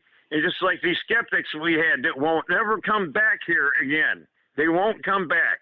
And we know Vince has been our buddy for, 40 years? Yeah. And he won't come back here. He's done hunting. He won't go in the woods anymore. He's just that scared of it. And I got another buddy of mine that lives in Ohio, because I had a little Bigfoot site on Facebook. And I had Tony, his name's Tony Branham. And he had the worst experience. It started messing with him. And, it was actually hunting him. He had catfish in one of those horse troughs on the side of his house to clean them out, burp them out so that they taste good and so they don't taste like the bottom of the lake. And every once in a while, one of them would go missing, and all of a sudden, pretty soon, they, all went missing. And the river was right by his house. Well, anyways, he went out there. He got 25 feet from a female. And she actually was stalking them, and the one night got so bad that they were getting ready to break into the house, and Tony and his wife packed up. They got into his truck. They left a fully furnished house. Just took the gun. And I don't even think he took the guns. Did he say that? He was on the phone. We had, like we are now, have on the speakerphone, and he was crying. And Tony is like an ex SEAL. He's SEAL, ex-SEAL. Yeah, SEAL. He was on the phone, and he was crying, telling us this. And he moved to Arkansas. And he just left everything, his house, his furniture, everything, just up, and they left that night. And then he goes, when he got down to Arkansas, he started having incidents again down there. Exactly. Oh, my goodness. So this happened in Ohio or Michigan? Oh, that was Ohio. Now he's gone to the psychiatrist and everything, and they just can't. That guy is just mentally done. He's done. Wow. Yeah. Oh man. Oh. And it's just destroyed his life. And a lot of people that see him, you know, that's just a bad thing about it. They don't want to see him again. I don't want to see it again. But that thing right here, that was the recent one. That was this last November. And Vince, and that thing, it had to be about, and I'm not kidding you, this is no exaggeration, it had to be 5 or even 6 feet. It's the biggest thing that I've ever seen. Wide. Yeah, wide at the shoulders. You wouldn't be able to fit through the highway. It's like, you know, you look at this thing, I goes, man, that thing's got muscles in it, you know. You know, it's just like you can't conceive. That one scared the shit. I mean, that would have been a great picture if one of us would have had the brains to grab the camera. I was too afraid. I was Yeah, we were afraid, scared to death. And he took one of them bags out of the garbage. Yeah, he took one of the bags, and he didn't run. He walked away. He didn't run at all. He walked. We watched him go away.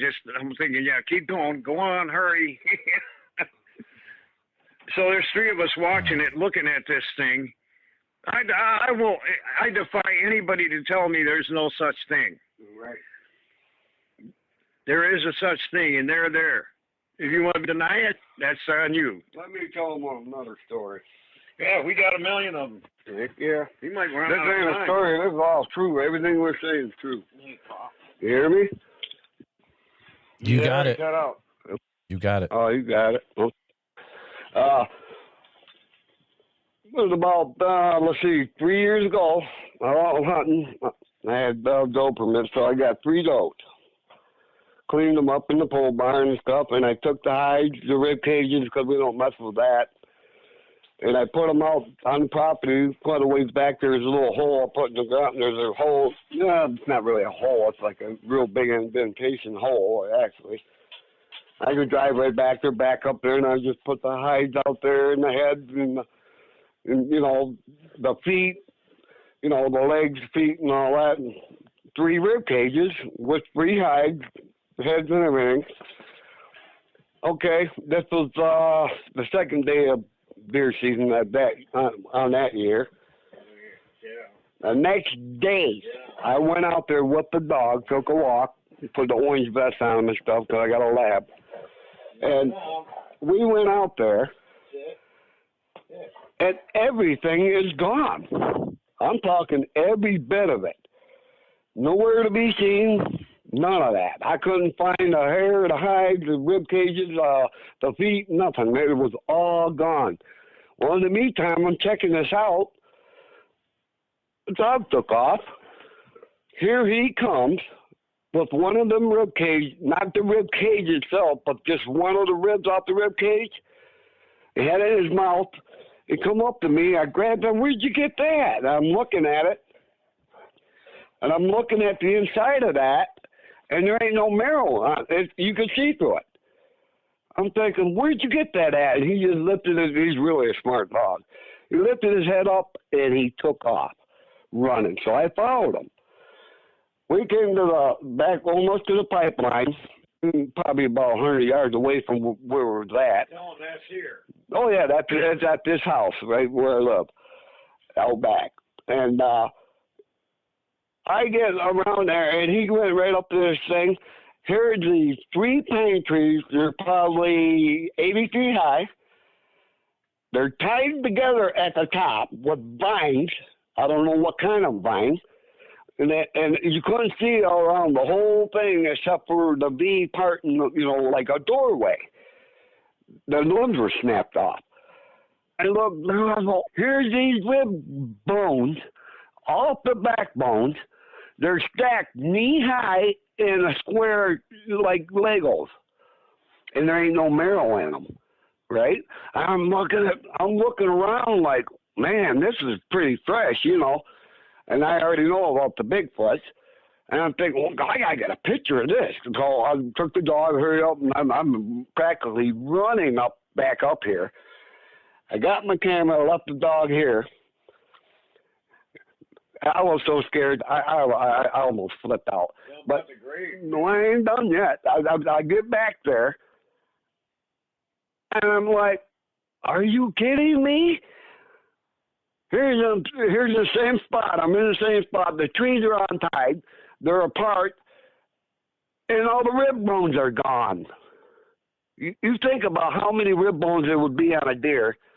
Each deer, they were stacked that high, but they were like in Legos. It was very intelligent. Whatever did this, it wasn't coyotes. It wasn't, you know. And when I seen them gone, I'm getting out of here. I took off running. I didn't even think about grabbing a gun. I didn't have my gun or nothing. Which I probably wouldn't shoot them if I wanted to. You know, I just can't. You know, because you know. You don't have a big enough gun. It really, yeah, you got to have a real big gun to do that. I mean, it's crazy. But that was a real weird experience, man. I'm telling you, that was freaked out. Think about that a little bit if you've seen that yourself. I mean, you know, you got a rib bone straight this way and one straight here and then another one on top of directions, and they were all stacked up knee high. That's pretty wild. That's some man. weird stuff, man. Like, yeah. Oh, that was that. I knew I did it. Ain't no if there's a bus because there ain't nobody out there gonna climb that tree, which he could reach up and do this because they're big enough, and just put them together like that. That's what blew my mind. I wanted to get a picture of this stuff. This was good stuff. And it was already took apart, and all the rib bones are gone. How are you going to carry that many rib bones? I'm talking 3 deer's worth, which is snapped up. What was weird, I never found the hides. I never found the heads. None of it, except for the rib bones, but they were gone too. I was like, okay. And another thing that's really strange, just happened last year. Matter of fact, cherry pies. Oh, yeah, the pie. Well, we had our pies and we were eating them. He made them, and they're really good. And we didn't eat them all, and they started getting mold on them. So one, I was like, well, I'm going to just take them out back. I ain't just going to throw them out. I didn't go feed birds or whatever out back. And I went out, and I got a spot to put in these pans, right? They're in a pan, a silver pan, like a sizable plate, you know. And there was only a half a pie on one and a whole pie. I set them right next to each other. This is so crazy. I mean, beyond crazy. I went out there the next day. The pies are gone. But the pie tins were there.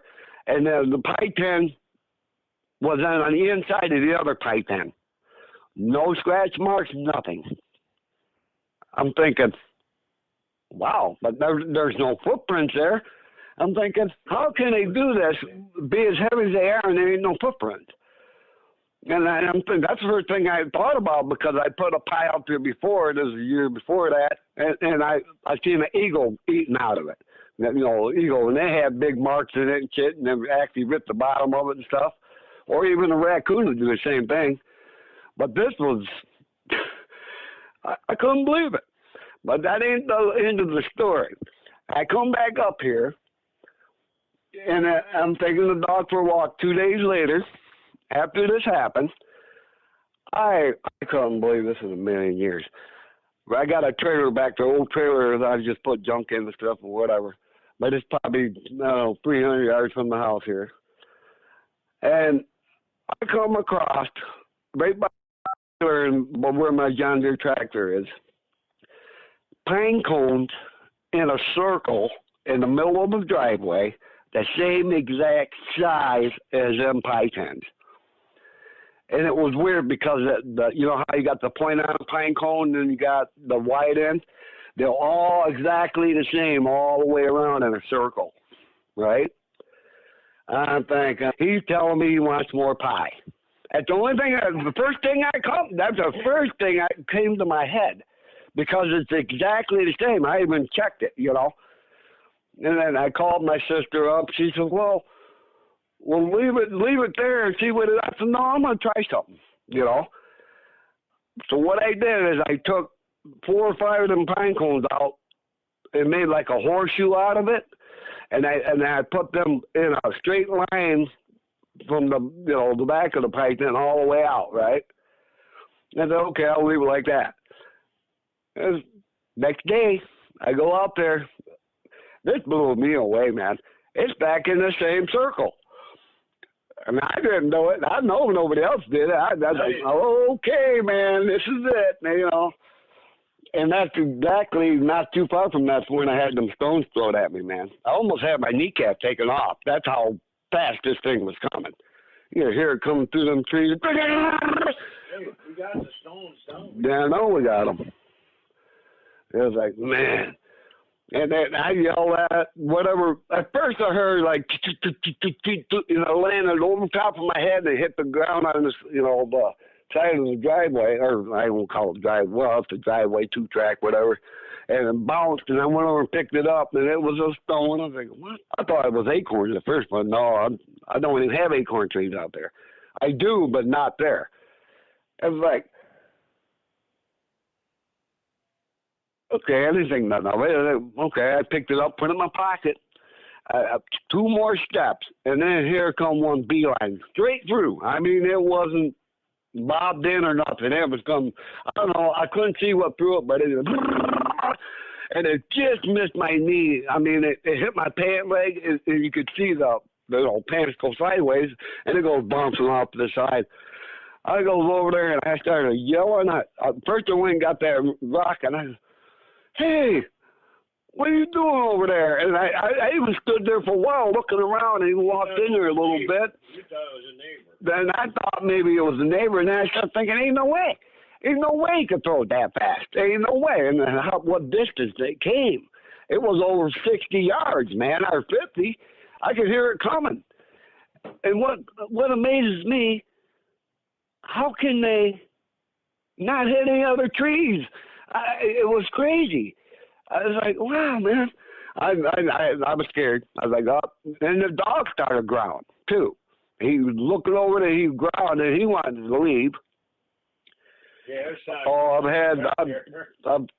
here's another story out back.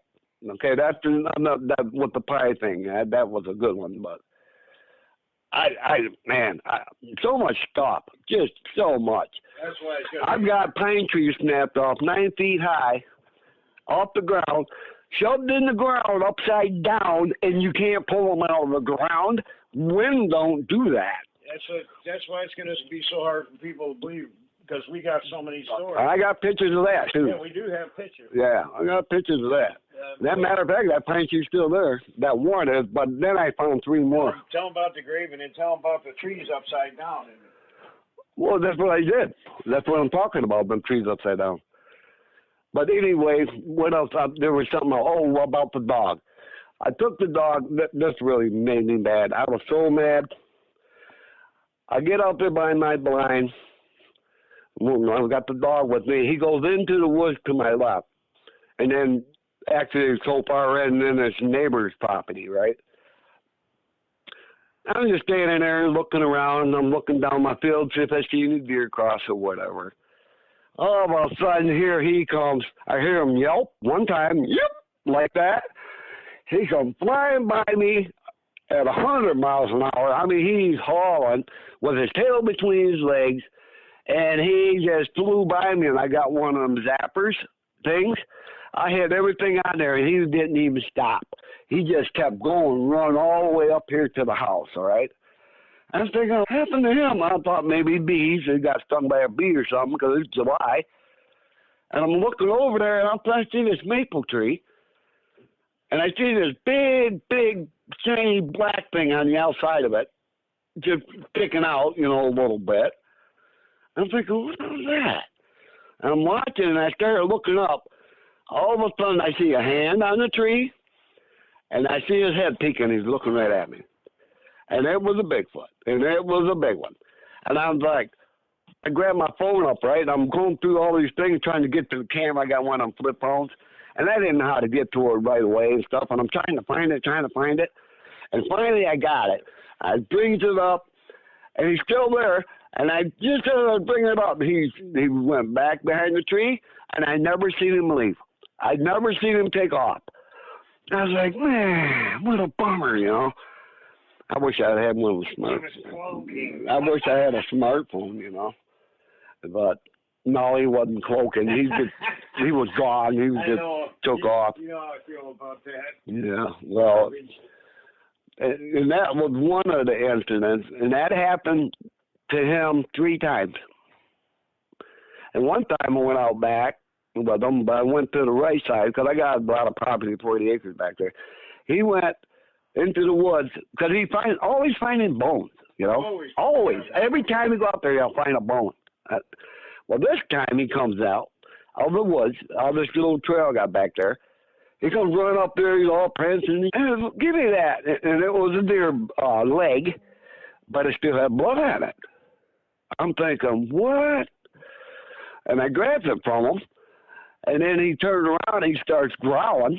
You know, he's growling towards where he found it. I started walking that way, and all of a sudden I heard, I was like, oh, I didn't know if it was a bear or what. I didn't go find out. I was just like, oh, let's go. We're out of here, you know. There's so many incidents. It's crazy, man. That's what's going to be hard to believe because we got there's so many. I mean, there's just so many. I mean, it's insane. My sister was sleeping in my camper here, and she had an incident out there. She said, no, she come in knocking on the door. I'm sleeping on couch. Yeah. Yeah, she had an incident out there. I don't know if he shook that little, it was like a camper trailer on the, you know, the legs of it. And she said, no, no. It was weird, you know. Well, she was a skeptic, too. Well, at first she was, no, she ain't no more. No, she's another thing, this is at the cabin. Well, I'll tell you this is a good, beyond good, too. This is in Harlan? Yep, at the cabin in Harlan, not in Copenhagen. We were up there cleaning the yard again and stuff, planting trees. Maybe that's why I think come around, because I plant a lot of trees. I got American chestnut trees. I got hundreds of them. And you know, well, actually probably more than that, probably thousands. But anyway, we were over there.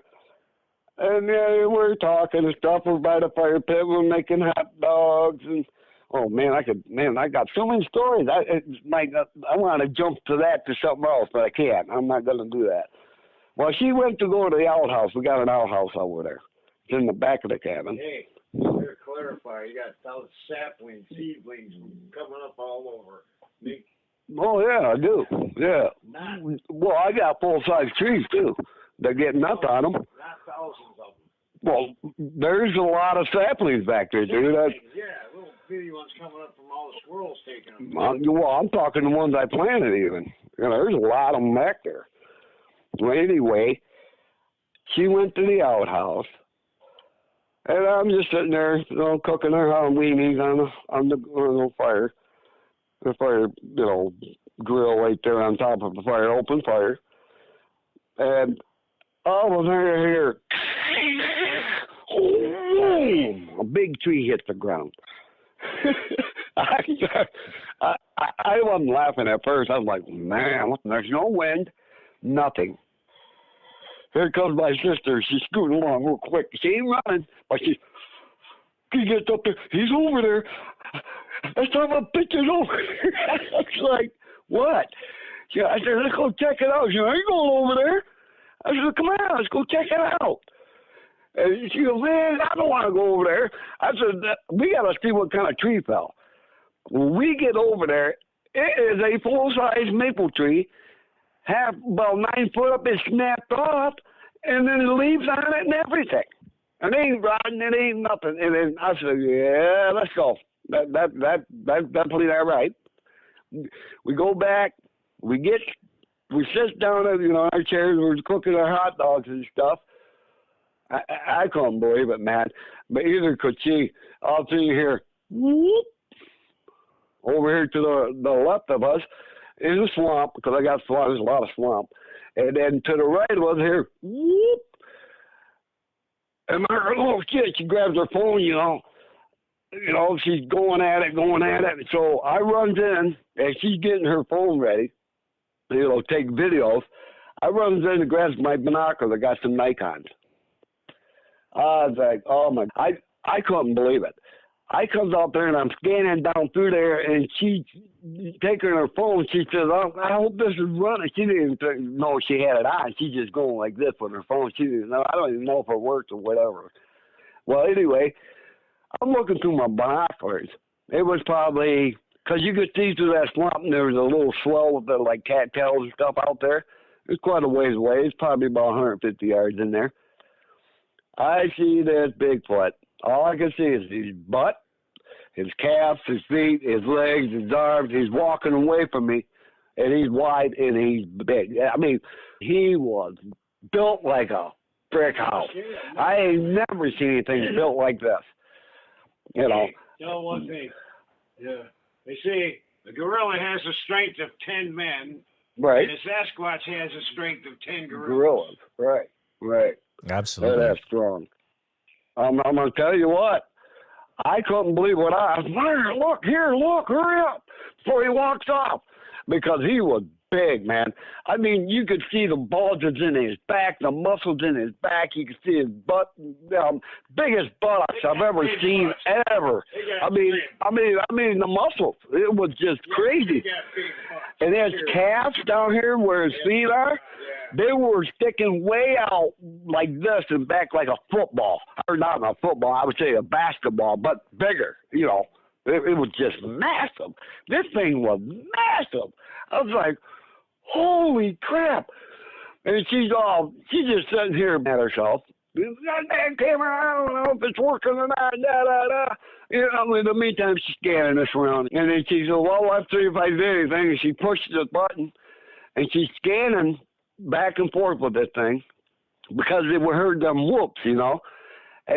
And she looked, and closer to us, there was these, like, trees that fell over and stuff, but you could see a little bit of leaves on them and stuff. Here was the female and the two babies.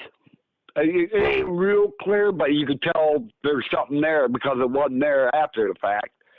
I mean, you know, if you look down there, you could tell what picture she took. It still wouldn't be considered a good picture. No, it was still, that's what it was.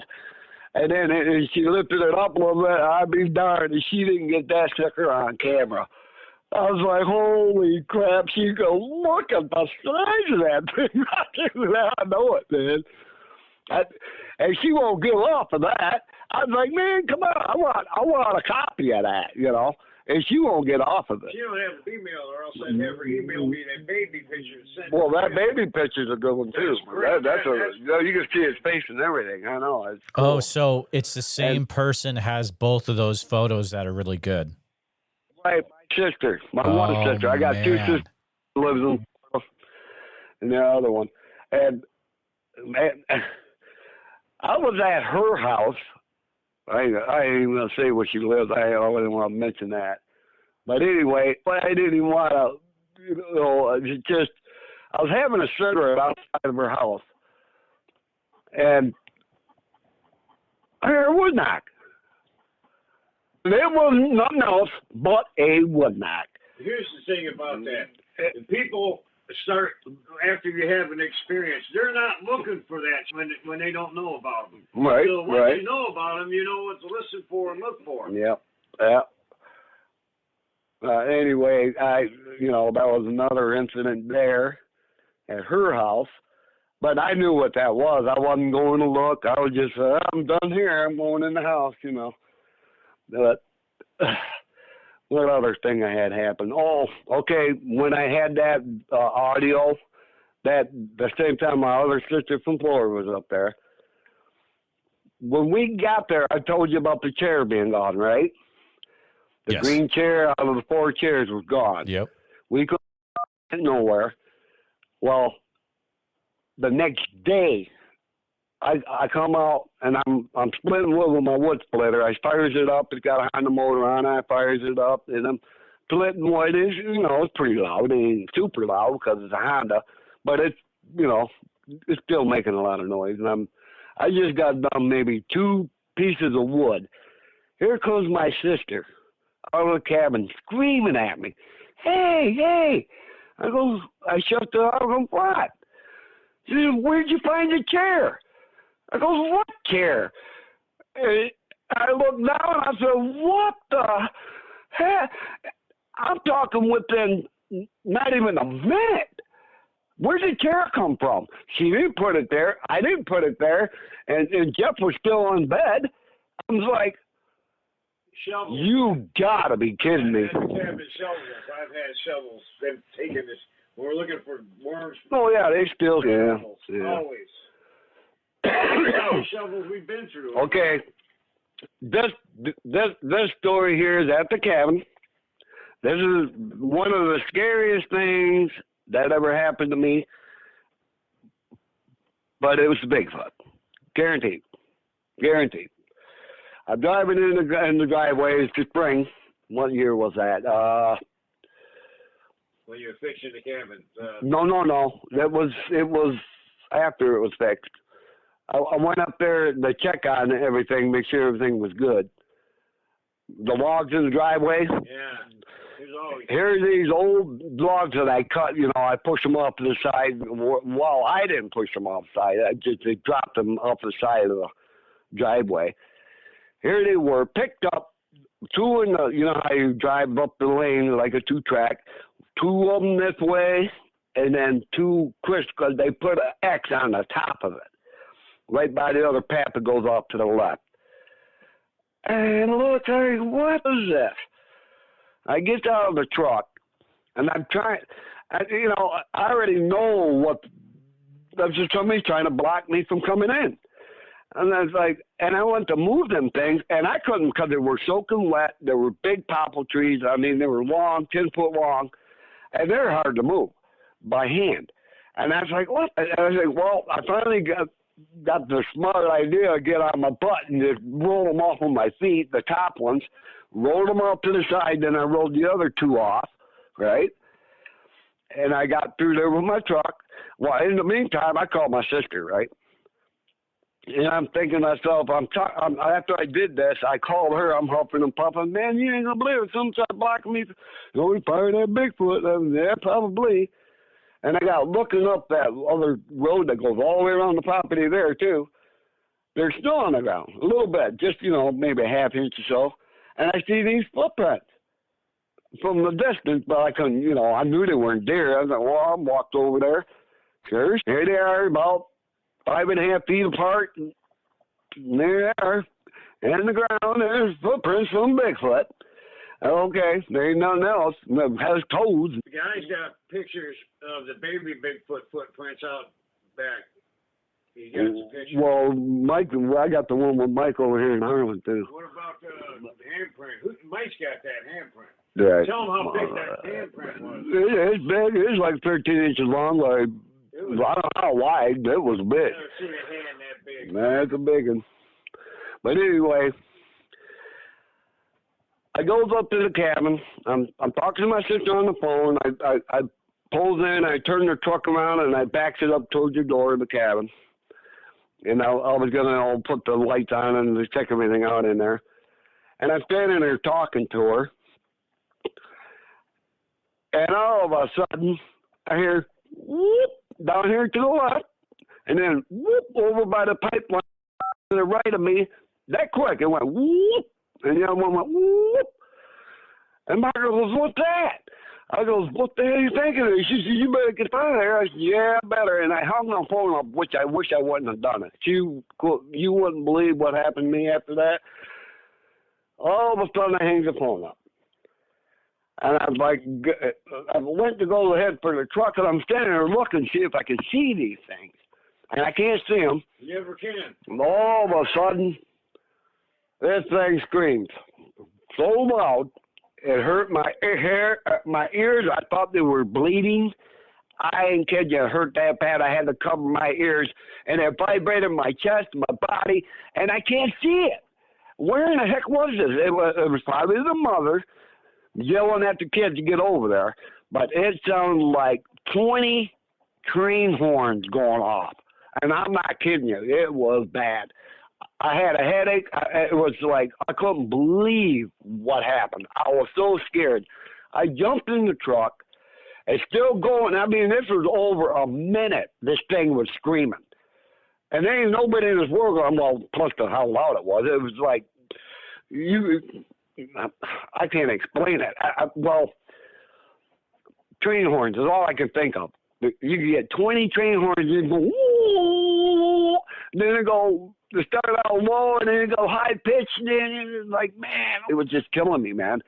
And then I got in the truck, I took off down by the creek, and it quit, and I got by the creek, it opened up again. It rattled my truck. I mean, literally vibrated it. And I have the windows up, but yet it's still loud as heck, you know. I was like, I come home here with Dean.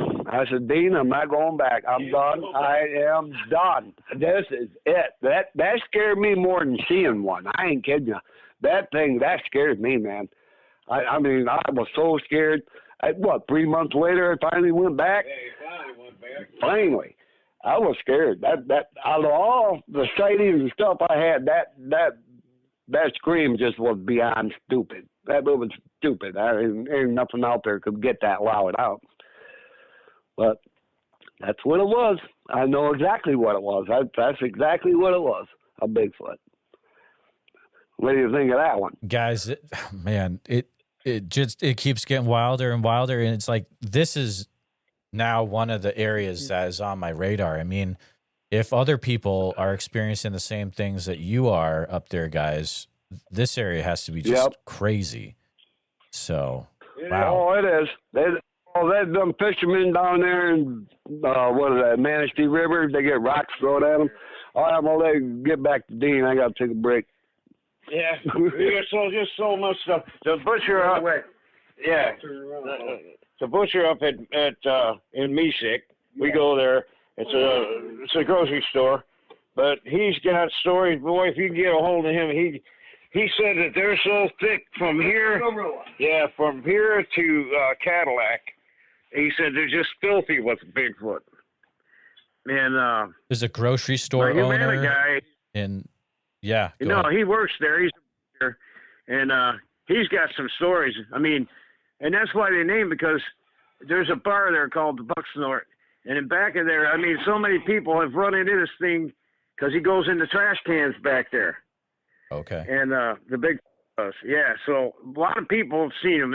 I mean, like I said, they got a name for the thing. They call him the Marilla Gorilla.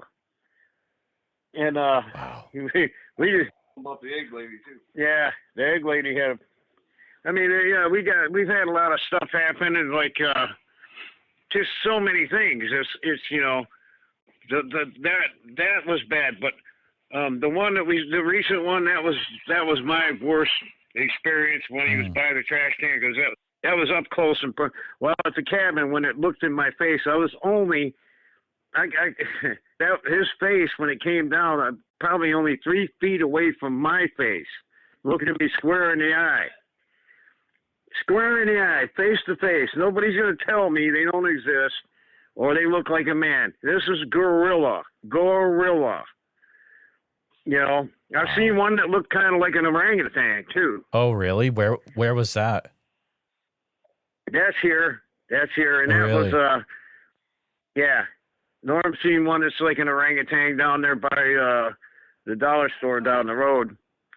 And like I said, it being a geneticist, like I know that I believe that they can express all the different combinations of different traits of the great apes, all of them. I believe they express all, because we found footprints with the thumb on it, like a chimpanzee or a gorilla would have. Yeah.